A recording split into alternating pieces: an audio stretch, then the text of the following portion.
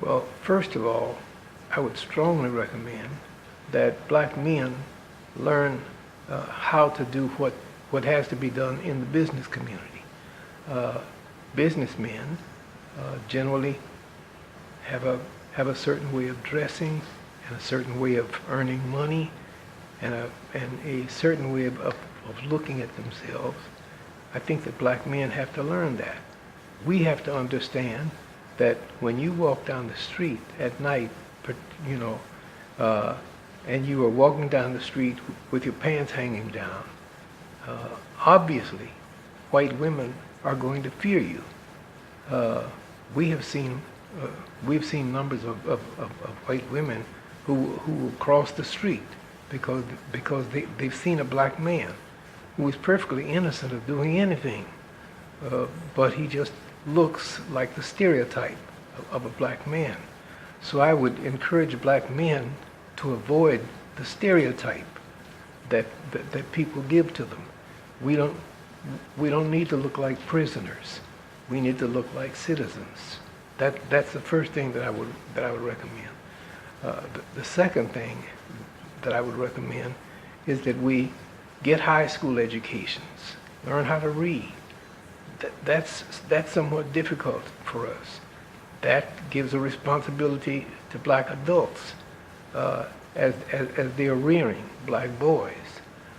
I think probably the most important thing is to have a sense of self-worth. That we ought to think of ourselves as somebody who can do anything, who can be whoever we want to be. And much of our weakness is that we don't think that we can be whatever we want to be, and that we are as good as anybody. And we frequently become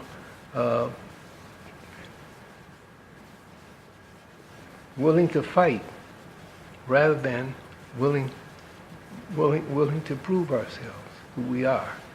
So my feeling is not that blacks should mimic whites, but that blacks should have the same sense of being glad of who we are and of feeling that we can be whatever we want to be.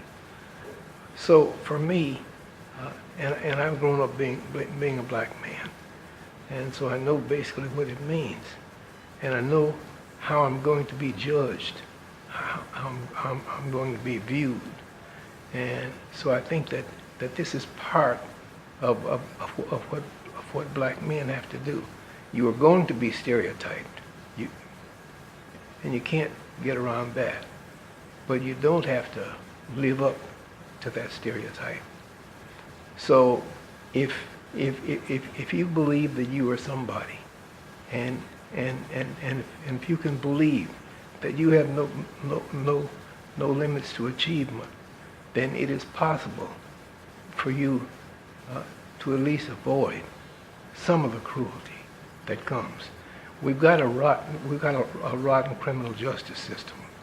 There's nothing that we can do about that. But if the person who has is willing to help the person who does not have, it's possible for us to at least teach our children to be first of all ready to resist police brutality. There are too few of us who seem willing to protest against cruelty.